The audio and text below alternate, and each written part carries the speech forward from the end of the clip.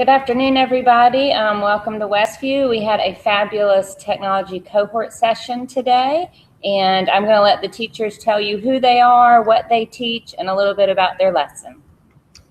I'm Kimberly Carter. I teach 7th grade science, and today my students were researching human body and the organs and organ functions of the human body. They're using that so that in a few days they'll be adding that to a project and coming to a consensus in their group about how to make the body more efficient or give the axe to some organ systems as if they were in a company and presenting to a board of directors. I'm Tamika Richardson. I teach 6th grade language arts, and today my students were working on an argumentative writing piece where we were debating whether or not students should be able to use backpacks in the classroom or to bring them to the classroom. And we're just working together on putting our paper together, basically. I'm Laura Hamilton. I teach 6th grade communication and technology, ELA, and social studies. And my students were working on developing public service announcements. They paralleled historical perspective, the Renaissance, to create a modern day Renaissance. I'm Sandra Gable. I teach 8th grade math. Today my students were translating equations and lines using the Desmos graphing calculator. Okay, so now I'm going to have everybody share a little bit about what technology they integrated into their classroom and maybe why they picked that type of technology. We use Google Classroom in our classroom just about every day, so that's just a given. It's a good platform to share their project information sheets, and they can go in and respond to warm-ups in the comments section. They can access one another's documents, and they can share documents between each other and edit on a common document if they like.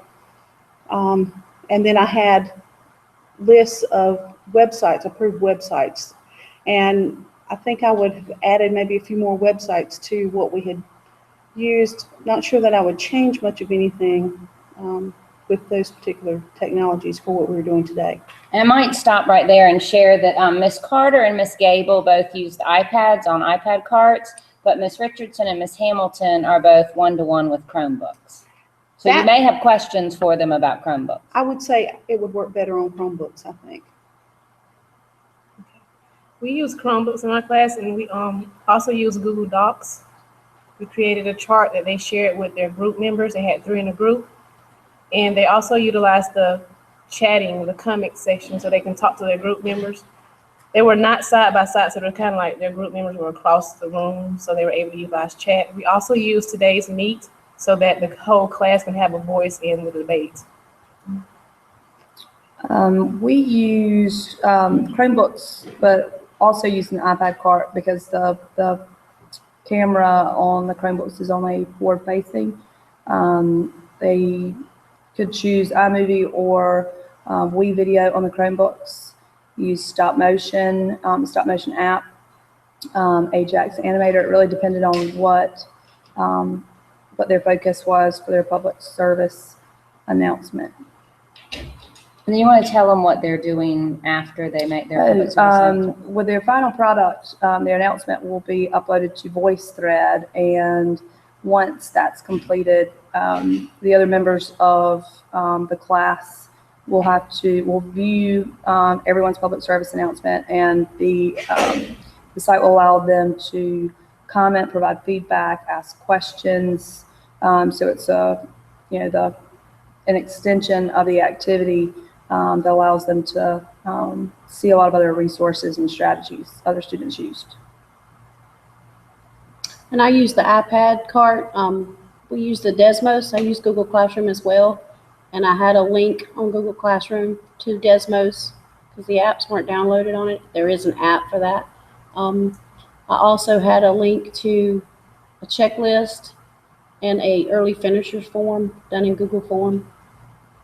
So, and a YouTube video in case they had a question and I couldn't make it over to them. Instructional video. Well, we've had a request from 81 Dash for a little bit more explanation about Desmos, what it is, and how you can use it in the classroom. Okay. It's an online, or you can even download the app. It's an online graphing calculator. It is wonderful. You type in your equation, it'll graph it for you. It graphs the line. And then you can go to settings, change the intervals. And that's something that I missed today in class. I was going to show them how to do that. I showed my class how to do it, but I was going to show the team that came in. And then you can go over to where your equation is, click on the little settings, and it'll show it in the table. So it does the table, the graph, it's multiple representations, and it's free. And Desmos.com is a Web 2.0 tool. It works, it can put an app on your Chromebook, it can put an app on the iPad, but then if you also go to the web-based, you can even manipulate the Pythagorean theorem and work with it that way. So Desmos is a great tool for you math teachers out there. Had some interest in the split screens using the tab resize extension. Can you talk a little bit about that? Well, it's a Chrome extension that you type in tab resize in the search bar and it comes up. It's free and they can split the screen several ways. The one that I like the best is a side by side. They can do top and bottom. They can do 4 screens. It's kind of difficult to see with 4, but the children are able to, they were able today to have their chart up from Google Docs and their today's meeting at the same time. Does anybody have anything they do differently reflecting back on their lesson? I think I would post more sites relating to our debate to kind of help them. There was someone using debate.org, and I don't think that's really good evidence to support their claims. So maybe guide their research. All right, are y'all ready for some compliments? Because they're rolling in. Love the YouTube tutorial videos posted for students for extra help so that they can empower their own learning and not rely on the teacher so much. A lot of really positive comments about the Ask 3 Before Me idea. Lots and lots of things about student engagement and how involved your students were and on task they were. The use of groups and partners. A good mix between technology and paper and pencil for the math lesson. And then a lot of appreciation for the fact that you opened up your rooms for people to come in today. We might add one more, and I'm going to put Ms. Hamilton on the spot. When we were in our debriefing session, and I'm guessing all 4 of you ladies would say this, Ms. Hamilton mentioned the shift in the way she's teaching as far as what happens during her planning and what happens during her classroom. So I'm going to let you elaborate on that.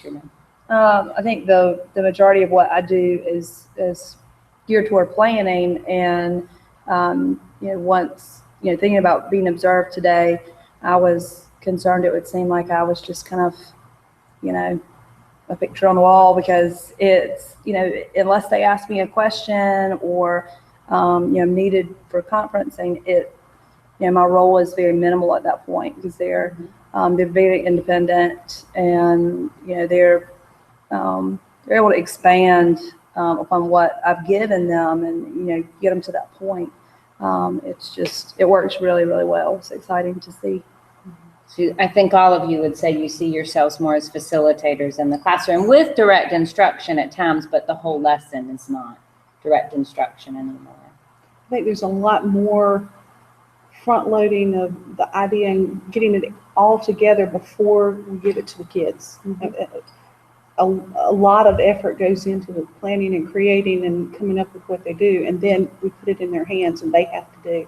And they do a lot more. It's much more of a shared experience. And I think with what I've seen in 1-1, and I bet you have too, that once we gave them those Chromebooks, they really showed outwardly the appreciation of the trust and that ability to have this experience, and they've run with it. Anybody have Chromebook questions out there? We have had some people post that they're very excited about the Chromebooks and they think that it's going to be a more natural fit next year with using Google Apps. We had somebody post about the fact that the students in Tamika's room were not partnered with the students they were sitting with and how that really changed things up and made things a little bit different. Well, the reason why I did that was because if they're sitting right next to each other, they tend to have the same ideas, like kind of, if that makes sense. But with them across, it kind of helped them utilize the chatting because they're going to do that anyway. So just to let them train on that and just to see if it works. I just tried to see if it works. They were actually able to work together without being right there side by side. It would reduce conflict as well because they're working so closely together, but yet you extending that distance. And I might have Tamika share how her room is arranged, because we did have some good discussion about the arrangement of her room. Would you like to share how you've changed it? Okay. Well, I have them facing the wall. And when they come in, if we're discussing something that's on the board and I need their attention, I have them to stand up and turn their chairs towards the board. And then when they get ready to do their individual assignment, they stand up and turn their chairs facing the wall. It just helps them focus better for my kids. So. And she can see all their screens and see That's- what they're doing. That's a great idea, I like that. Mhm. You just move the chairs on the other side of the table. Right. Actually threatened that last Bring week. up anything about the chat and hangouts kind of thing when they're working collaboratively. That's what we talked Do most of you use chats? And Ms. Carter allows chats. about. Mhm. Ms. Richardson allows chat. We haven't done it. They'll communicate digitally, but for the most part with mine, it's an open forum on a daily basis. And I have iPads not are- experienced it, yeah. yes. It's much easier on the Chrome. We've done, it's You've done it? better they've done it in the Chromebook, in the iPad apps, but in the computer lab, they Yes. use it more on collaborative projects. Well, and one other idea Ms. Carter had with her Google Classroom, I know most of us block students from posting and commenting, but talk about when you open that posting and commenting and how you use it. My comments have been open all year for all of my students, and we talked about responsibility and how to use it for an educational purpose. This is an educational forum. This is not your Snapchat or Facebook or Instagram or any social media. So that was the first thing, setting the parameters for using it. And then there were 3 students in one class and 2 in another who decided they were going to make some little funny comments, cute comments, hi, or one even made a rude comment. And I went in and I muted only them so that when I opened it up for them to start posting their warm-up responses in classroom rather than doing it in another fashion or writing it on paper, the students were shocked that they could not post. They're like, I can't do that. And I said, oh, do you remember what happened a while back? And so we had a little conversation just with those students, and then a whole class conversation. But I put it on them and asked them, will you be responsible now? Because I can turn you off again. And so we've had no problems since then. And I had to mute out of 100 students, 5 students. So they do their bell ringers and they post them, or their warm-ups, post them in classroom so and you can see it easily. I get a notification in my email too. It's a pain, but I go in and I click the top one, shift, and click the bottom one and move it to a folder. But I get an email notification, so I know how as they're posting. And that's how I caught them posting in those cute little funny comments and things, or rude comments. And so it worked well, and it was an eye-opening kind of experience for them too. Another teacher shared the idea that in classroom, if you want to test it, you can open it for a little while, let them post something, and then lock it back down. So that might be a little step to get you there. That's what I do because, and I also have them usually do their warm-ups in Google Classroom. It's just easier. It saves a lot of trees, as well as, like she said, I get the emails. I can see it. They can comment and they can help each other. But today it required grids, and I'm not as good as I can be at one of the apps. But there is an app. Was it GMath? GMath there. I think we were looking at Yeah, Show so- Me also. I'm going to work with that. Yeah. And maybe they can actually graph it On the in phone. classroom as well, Yeah. Google Form. People really enjoyed the comments posted by your students on today's meet about these book bags and their thoughts behind whether book bags should be allowed at school or not. And so the question is, did we reach any conclusions? Well, unfortunately, I didn't have a chance to bring my, group back in because I had to be debriefed.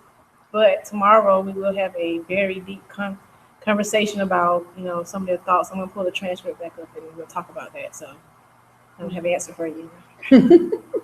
Now, last year when we first started using today's Meet and 81 Dash, there were some students who didn't use it responsibly, and at the time we couldn't mute them or turn them off or figure out who they were, but we could pull the transcript.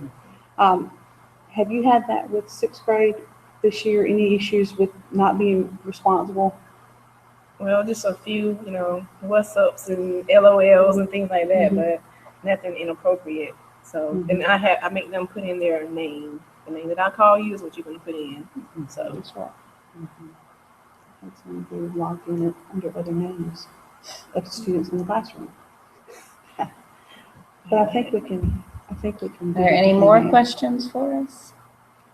Just lots and lots of comments and thumbs up for Google Classroom. Miss Cozart's student teacher or clinical student, forgive me, I can't remember which one he was, apparently went back to her classroom and immediately started using some things Good. after being here this That morning. was fabulous. And then Miss Austin really liked your use of sentence starters and thought that was a great technique for everyone. I think I can create a Read 180 for that one.